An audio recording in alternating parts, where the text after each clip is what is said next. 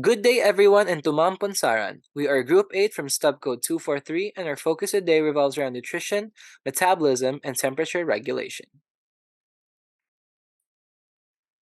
For the contents of our report, we have delved into the depths of these physiological processes to bring you insights on nutrition, metabolism pathways such as carbohydrate, lipid, and protein metabolism, the interconversion of nutrient molecules, metabolic states, metabolic rate, and body temperature regulation. When considering our dietary choices, we often prioritize taste over nutritional value. Yet, understanding nutrition is crucial because the food we consume not only fuels us by providing energy, but also serves as the essential building blocks for synthesizing new molecules. Questions arise. What happens if we lack essential vitamins or consume excess sugar and fat? To navigate through the flood of health claims, a foundational knowledge of nutrition becomes imperative. Nutrition, the process by which food is taken into and used by the body, encompasses digestion, absorption, transport, and metabolism. It also examines food and drink requirements for normal body functions. Nutrients, substances providing energy and building blocks for new molecules. Understanding the energy stored within nutrients, we encounter the concept of kilocalories. A calorie, the amount of energy or heat needed to raise the temperature of 1 gram of water by 1 degree Celsius, is a foundational unit. A kilocalorie, or kcal for short, representing 1,000 calories efficiently expresses larger energy quantities supplied by foods and released through metabolism. For example, one slice of white bread contains about 75 kilocalories. 1 cup of whole milk contains 150 kilocalories.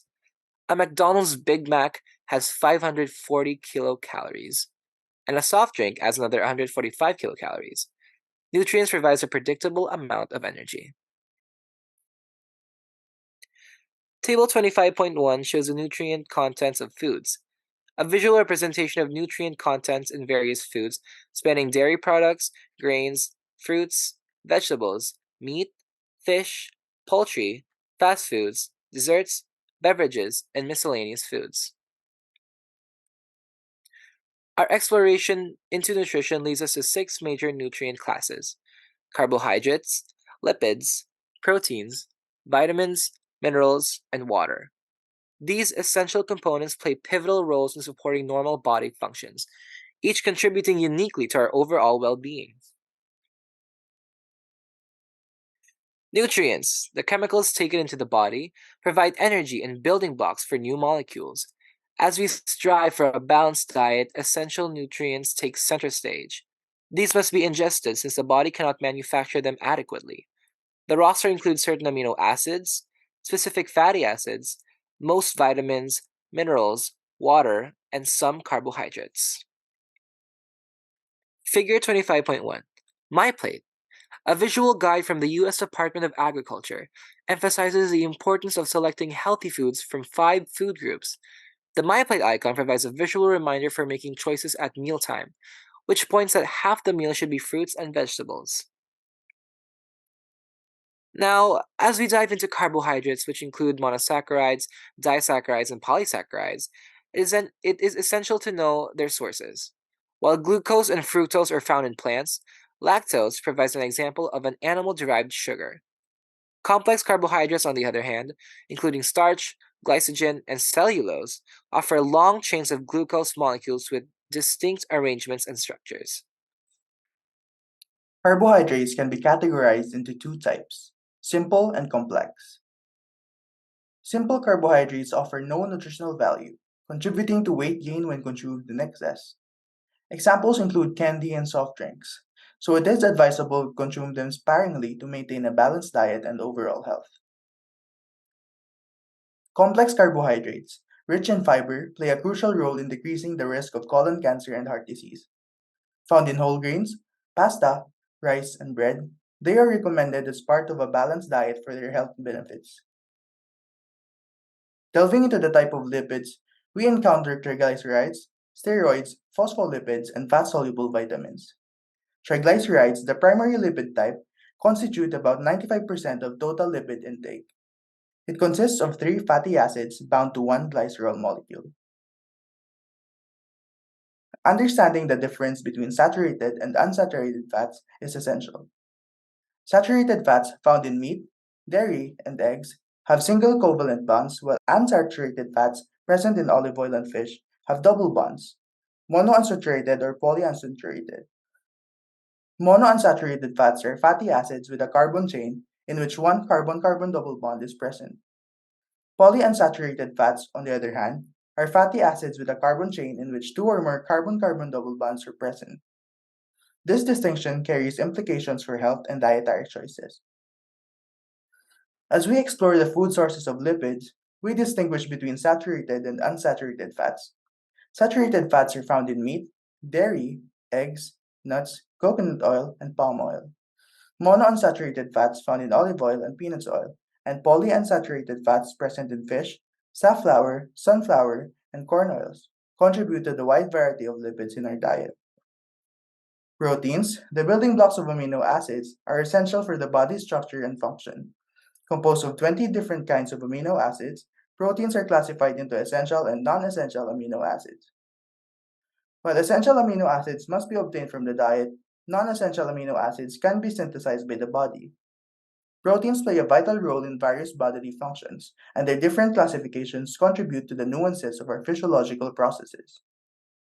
Proteins, classified with their different shapes, structures, and compositions, contribute significantly to the body's intricate functions.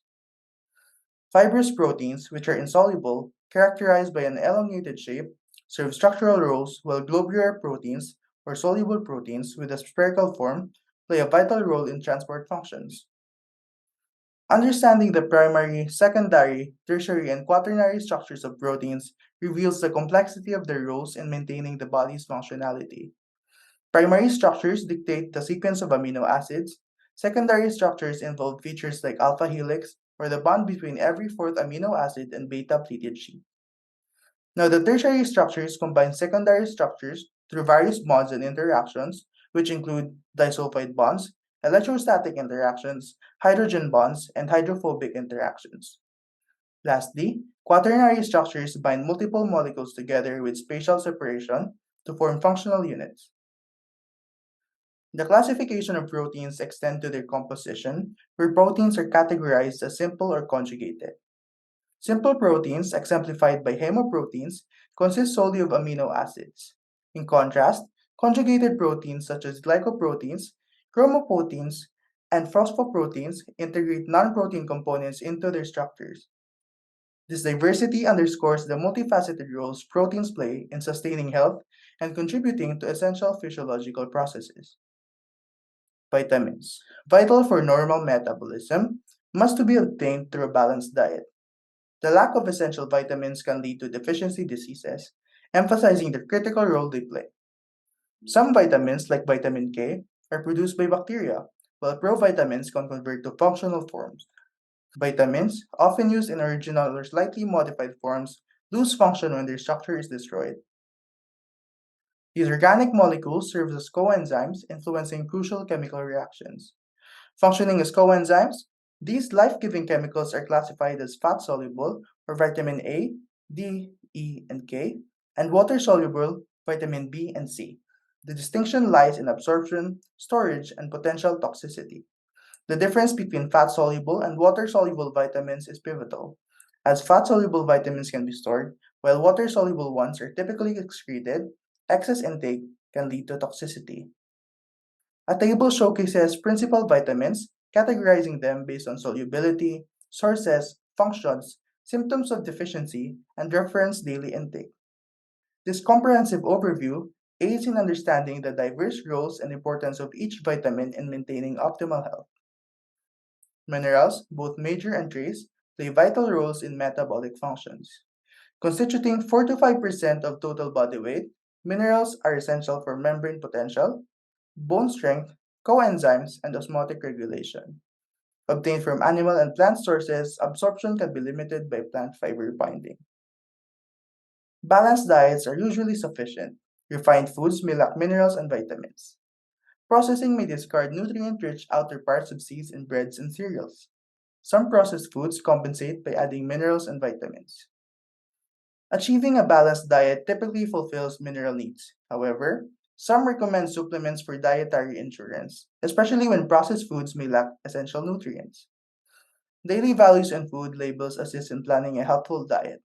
Based on reference daily intake and daily reference values, they are calculated for different age groups, including infants, toddlers, and pregnant or lactating women. These values offer practical guidance for balancing macronutrients and avoiding excessive intake, fostering informed dietary choices. Table 25.3 provides a comprehensive overview of essential minerals, categorizing them based on their function, symptoms of deficiency, and recommended daily intake, covering major minerals, including calcium, potassium, and magnesium, as well as trace minerals like iron, zinc, and copper. It guides individuals in understanding the importance of these elements for metabolic functions. Whether ensuring bone strength, acting as coenzymes, or regulating osmotic pressure, these minerals play crucial roles in maintaining optimal health. This detailed breakdown aids in making informed dietary choices and underscores the significance of a well balanced nutrient intake. Metabolism. Metabolism is the sum of all chemical reactions that occur within the human body. Metabolism can be broadly categorized into two main processes, catabolism and anabolism. Metabolism breaks down large molecules during digestion, releasing energy, catabolizes nutrients, produce ATP, driving cellular processes like active transport and muscle contraction. Anabolism builds larger molecules, requiring energy for cell division, structure maintenance, and molecule production. The figure 25.3. ATP derived from catabolic reactions drives anabolic reactions. Energy released by catabolism is required to form ATP from ADP and phosphate are given off when ATP is converted back to ADP during anabolism. Now let's explore how body regulates its metabolism to maintain a delicate balance. Regulation occurs at multiple levels, involving digestive process products, biochemical pathways, and enzymatic regulation. These molecules obtained through digestion, such as glucose, fatty acids, amino acids, contain energy within their chemical bonds. These molecules serves as fuel for the body's metabolic processes. Within our cells, energy released from these molecules is controlled through the intricate biochemical pathways.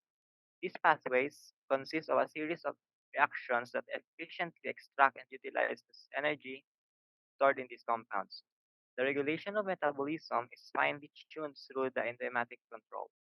Enzymes, the biological catalysts, are regulated through various mechanisms, including enzyme synthesis, receptor mediated activity, and product control. This ensures that the metabolic processes proceed at the optimal pace for the body's needs. ATP synthesis. The major events of ATP synthesis are glycolysis, the citric acid cycle, and the electron transport chain. In continuation, we have carbohydrate metabolism. In carbohydrate metabolism, there are four components: monosaccharides, glucose, glycogen, and lipids. Monosaccharides are the breakdown products of carbohydrate digestion. Glucose is crucial for cellular metabolism in humans. Glycogen is a short-term energy storage molecule stored in limited amounts, and lipids served as a long-term energy storage molecules stored in large amounts. The first step in carbohydrate metabolism is glycolysis. Glycolysis is the initial step of carbohydrate metabolism, occurring in the cytosol, breaking down glucose into two pyruvic acid molecules. Glycolysis products. One glucose molecule in glycolysis yields 2-glyceraldehyde 3-phosphate, generating 4 ATP, 2 NADH, and 2 pyruvic acid molecules. In addition to that, there are 4 phases in the process of glycolysis. First being the ATP input. 2 ATP molecules are used for phosphorylation, making glucose more reactive. Formation of glucose 6-phosphate and fructose 1,6-bisphosphate. Now, on the slide, the input of ATP goes like this. We start with glucose that undergoes a reaction called phosphorylation. Phosphorylation is the first step, and it is a process of adding a phosphate group to a molecule derived from ATP. As a result, at this point in glycolysis, one molecule of ATP has been consumed. The second step of glycolysis involves the conversion of glucose 6-phosphate to fructose 6-phosphate. This reaction occurs with the help of the enzyme phosphoglucose isomerase. As the name of the enzyme suggests, this reaction involves isomerization reaction. In the third step of glycolysis, fructose 6-phosphate is converted to fructose 1,6-bisphosphate, similar to the reaction that occurs in step 1 of glycolysis. A second molecule of ATP provides the phosphate group that is added on to the F6P molecule. The second phase is sugar cleavage. Cleavage here meaning splitting,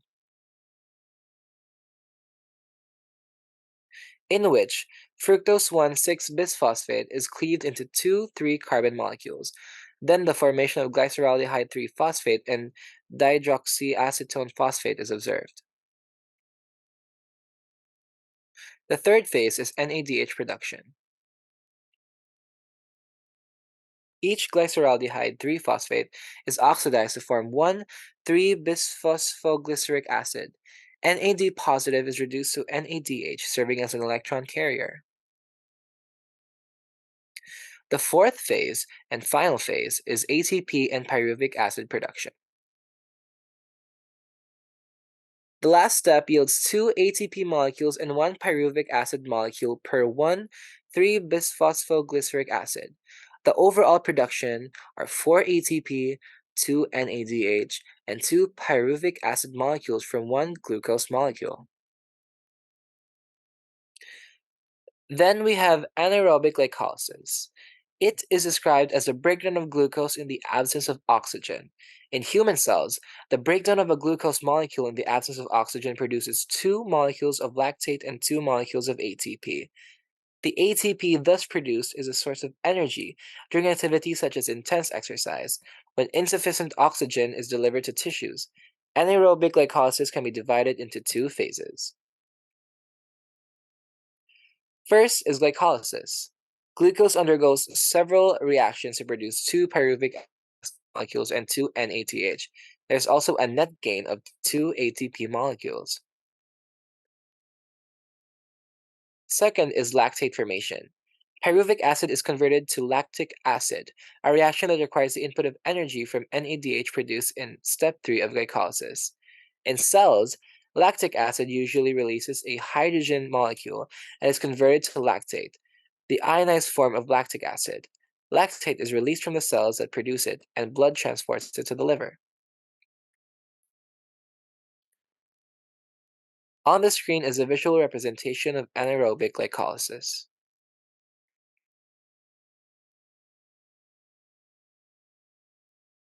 Aerobic respiration. Aerobic respiration is the breakdown of glucose in the presence of oxygen, resulting in the production of carbon dioxide, water, and 36 ATP molecules. There are 4 key phases of aerobic respiration: glycolysis, acetyl-CoA formation, citric acid cycle, and the electron transport chain. Acetyl-CoA formation. 1 ATP is formed for each acid molecule.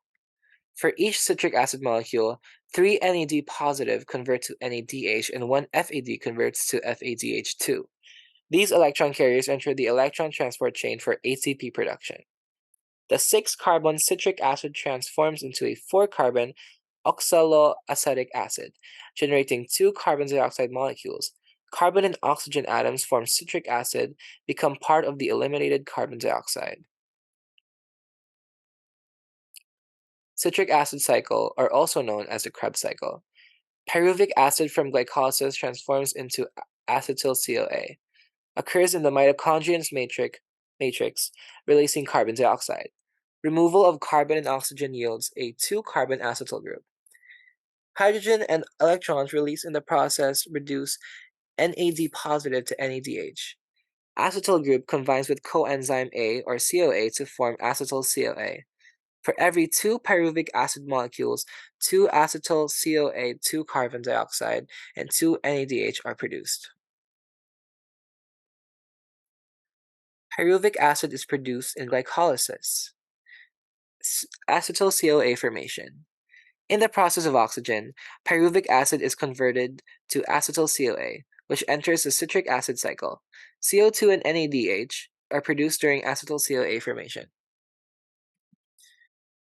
The citric acid cycle.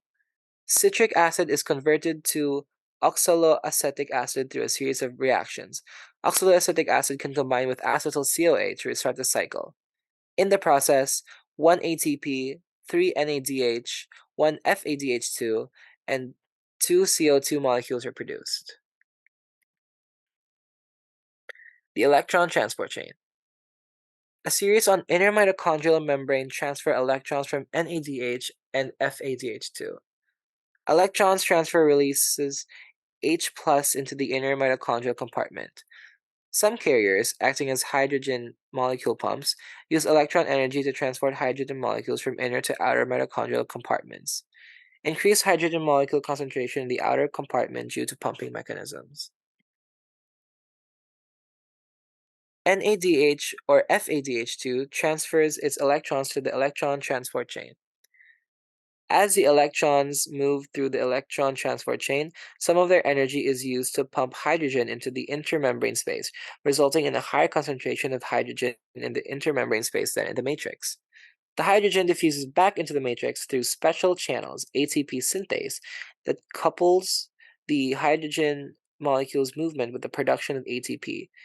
The electrons, hydrogen, and O2 combines to form H2O, also known as water. ATP is a transport out of the matrix by a carrier protein that exchanges ATP for ADP. A different carrier protein moves phosphate into the matrix. So let us now move on to lipid metabolism. So as we all know, triglycerides are the body's main energy storage molecules. In a normal person, fat is responsible for about 99% of the body's energy storage, and glycogen accounts for the remaining 1%. Triglycerides constantly undergo synthesis and breakdown. Between meals, triglycerides in adipose tissue are broken down into fatty acids and glycerol. Some of the fatty acids produced are released into the blood. Other tissues, especially skeletal muscle and the liver, use fatty acids as a source of energy. The metabolism of fatty acids takes place in the mitochondria. It is the catabolic process by which fatty acid molecules are broken down in the cytosol in prokaryotes and in mitochondria in eukaryotes to generate acetyl CoA. As the process continues, carbon atoms are removed two at a time until the entire fatty acid chain is converted into acetyl CoA. Acetyl CoA can enter the citric acid cycle and be used to generate ATP. Ketogenesis is the metabolic process through which the body produces ketone bodies. The ketones are released into the blood and travel to other tissues, especially skeletal muscles. In these tissues, the ketones are converted back to acetyl CoA, which can enter the citric acid cycle to produce ATP. Ketosis. Ketosis is the excessive production of ketones, a metabolic state that occurs when your body burns fat for energy instead of glucose. Excessive ketone production, often in conditions like starvation or untreated diabetes. Ketosis can lead to acidosis with ketones in urine and acetone breath.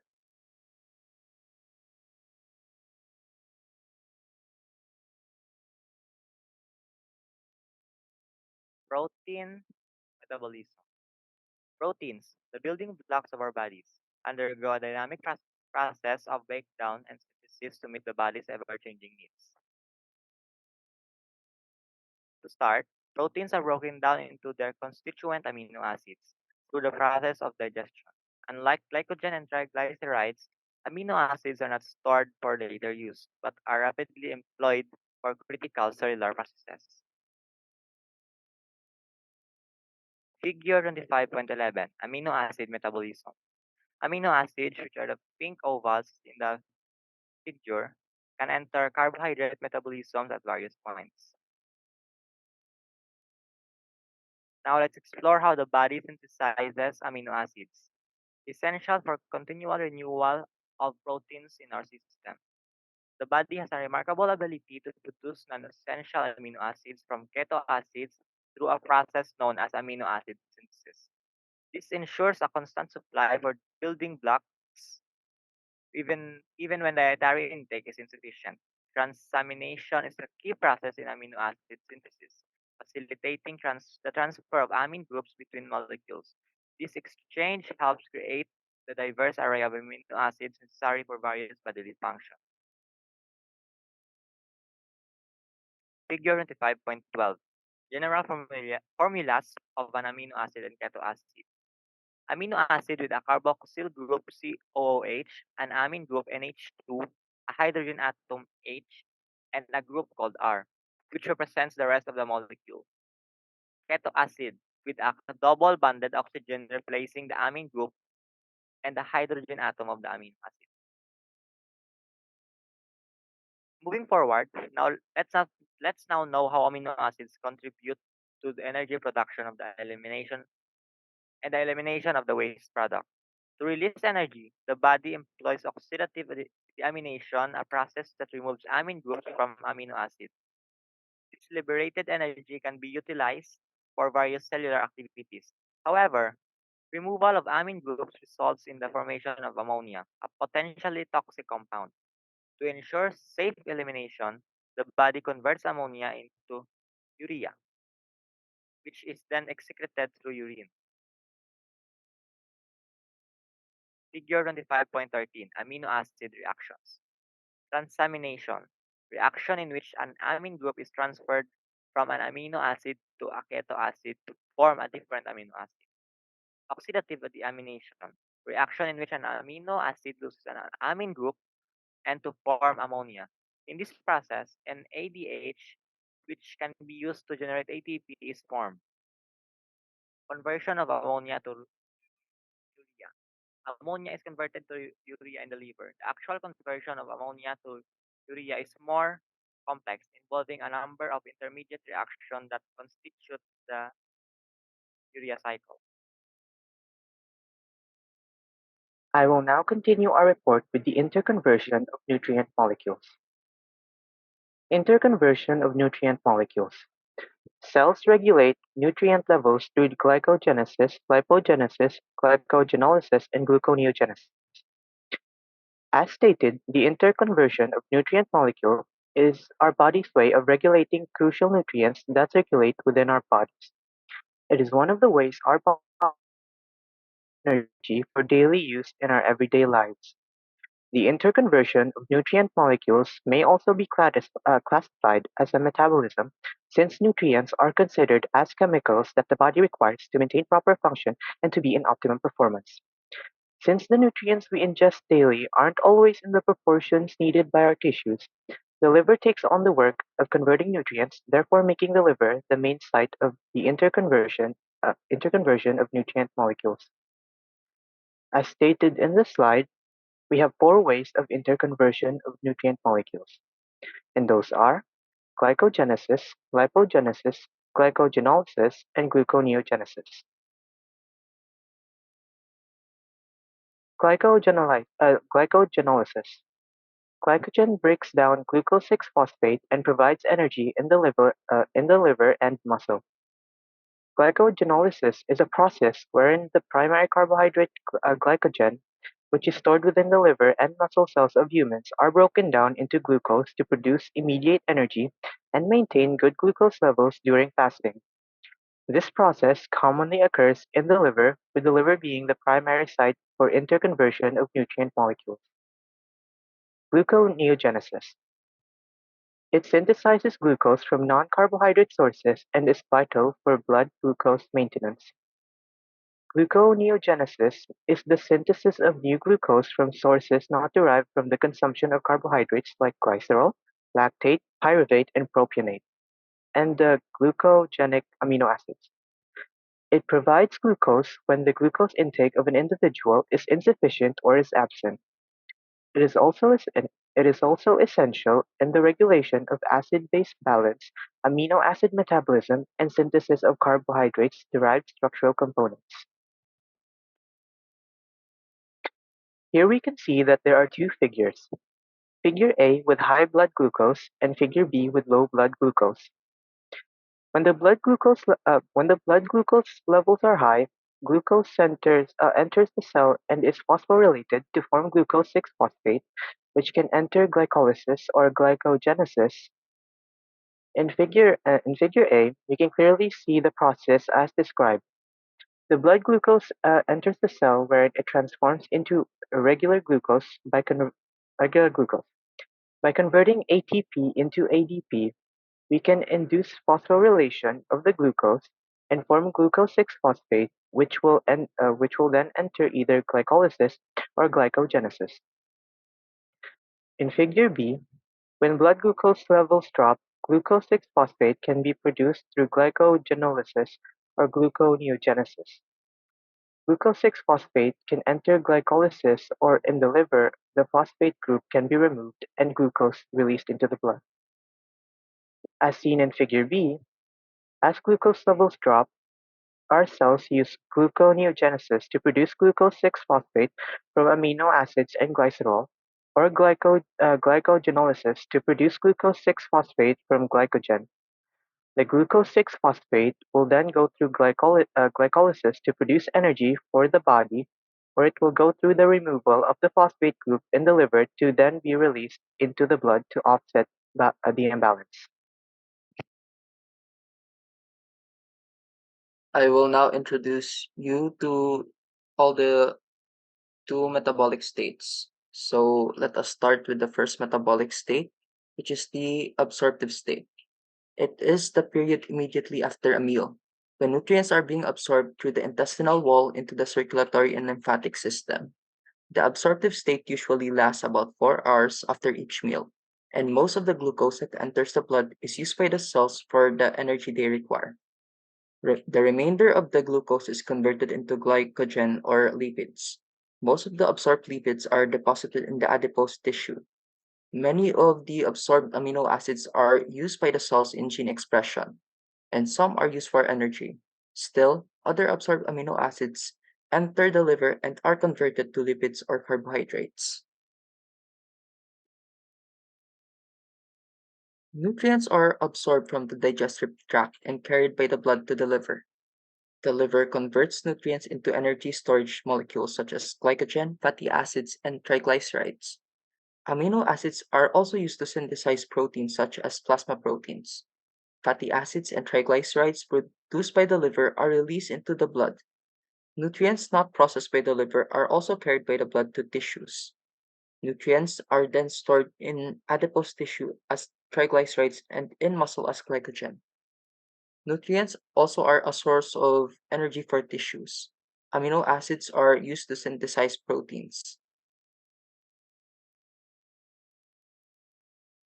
The second and last metabolic state is the post absorptive state, which occurs late in the morning, late in the afternoon, or during the night after each absorptive state is concluded.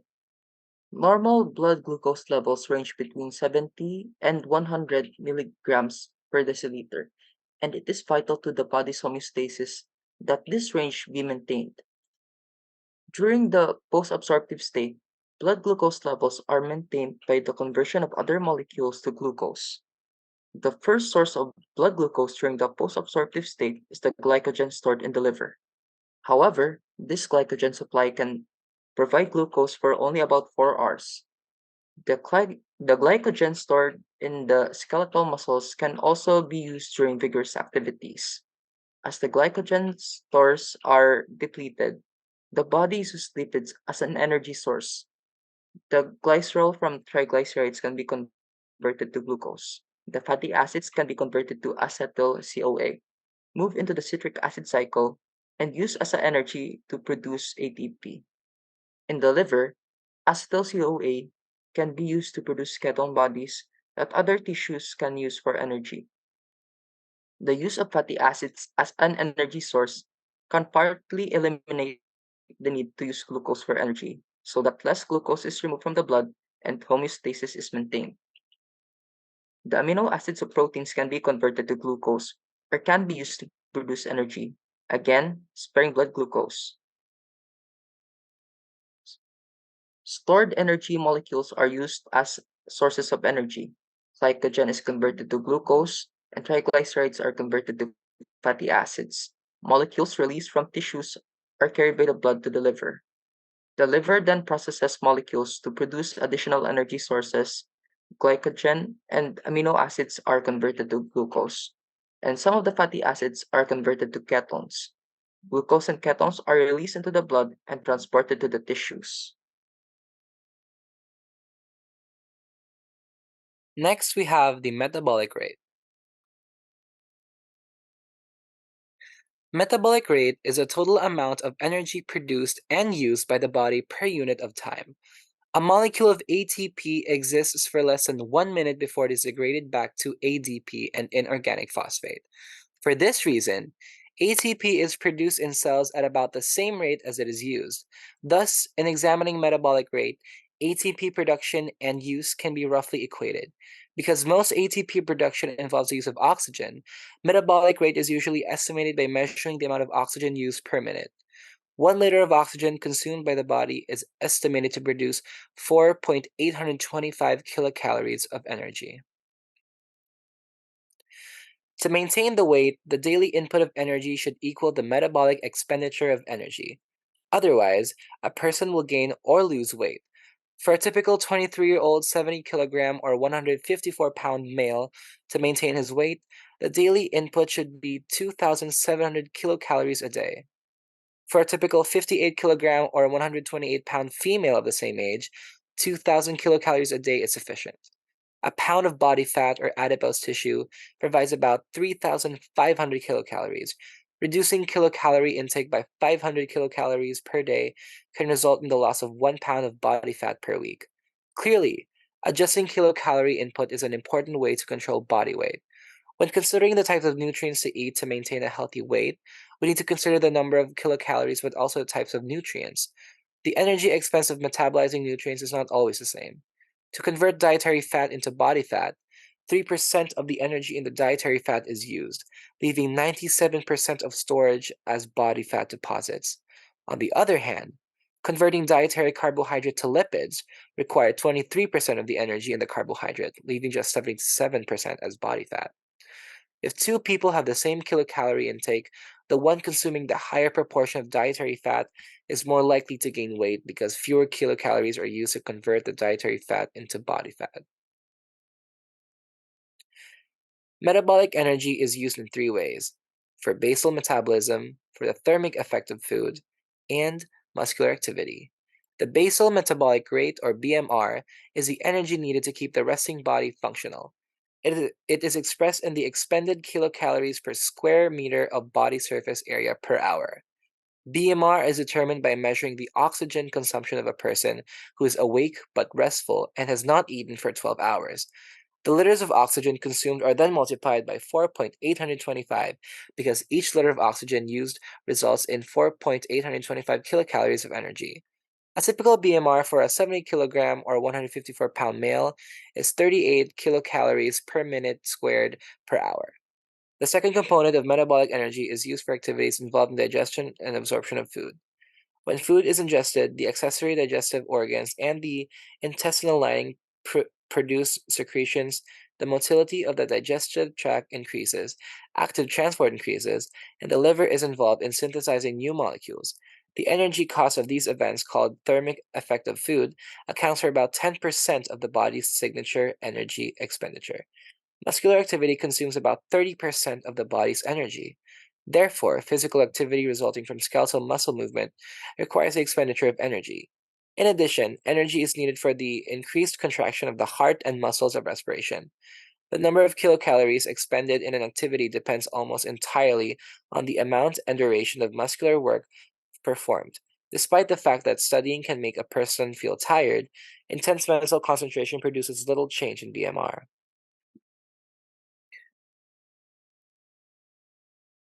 Metabolic disorders, sometimes called inborn errors of metabolism, are a large class of genetic disorders that result in biochemical defects.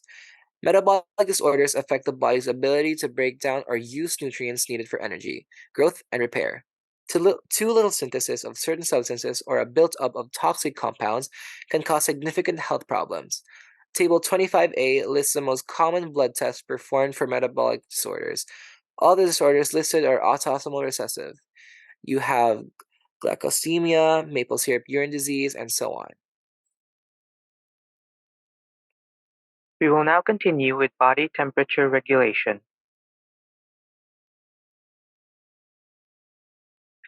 Temperature regulation.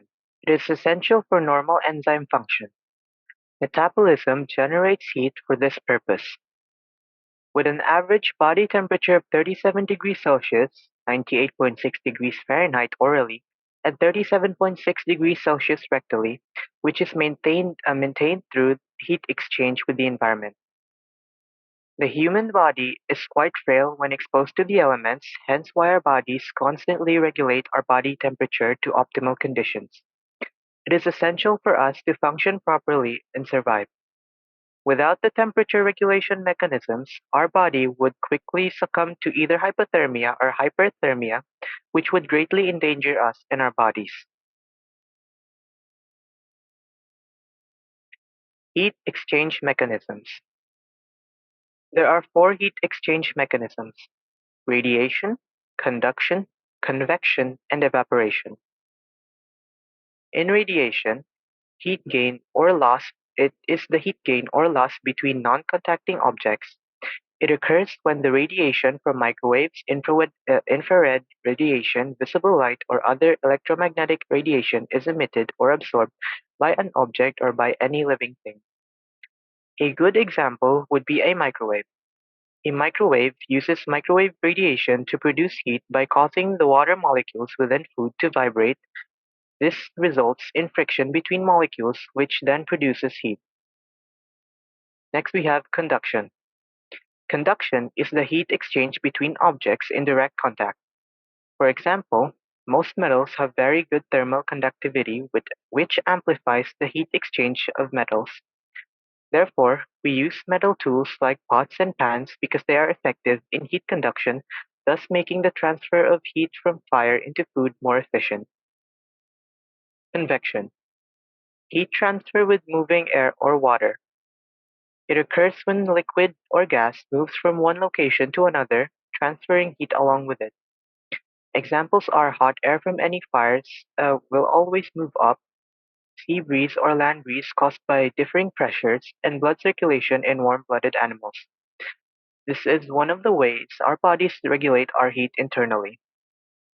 And lastly, we have evaporation. Conversion of water to gas requires heat. Evaporation is one of the most common ways we humans cool off. When we sweat, evaporation occurs.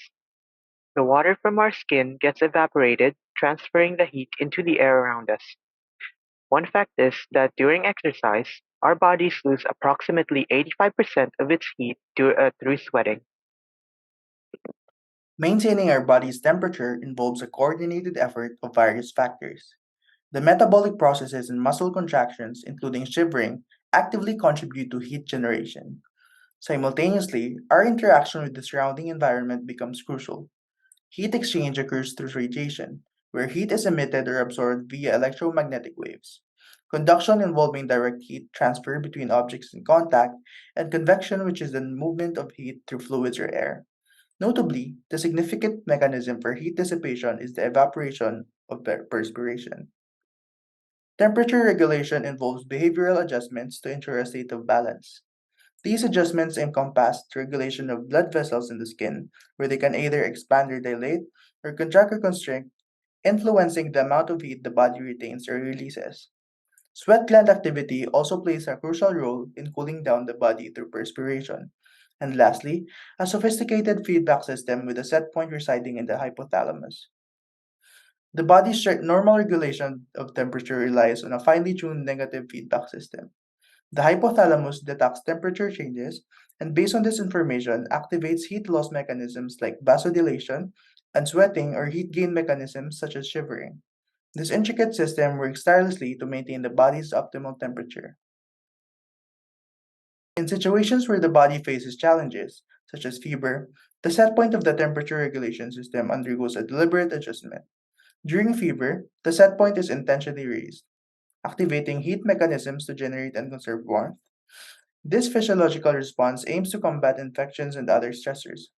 As the body becomes to recover, the set point is gradually lowered, prompting the initiation of heat loss mechanisms. This complex interplay highlights the adaptability of the body's temperature regulation system in maintaining homeostasis under varying conditions. The figure on the slide provides a detailed overview of the essential components of heat regulation in homeostasis. This visual representation illustrates how the body, functioning as a dynamic system, detects changes or stimulus through receptors, processes this information in the control center, and executes responses to restore equilibrium. In the event of a disturbance, the system promptly engages mechanisms to return the body to optimal state. That would be all, ma'am. Thank you.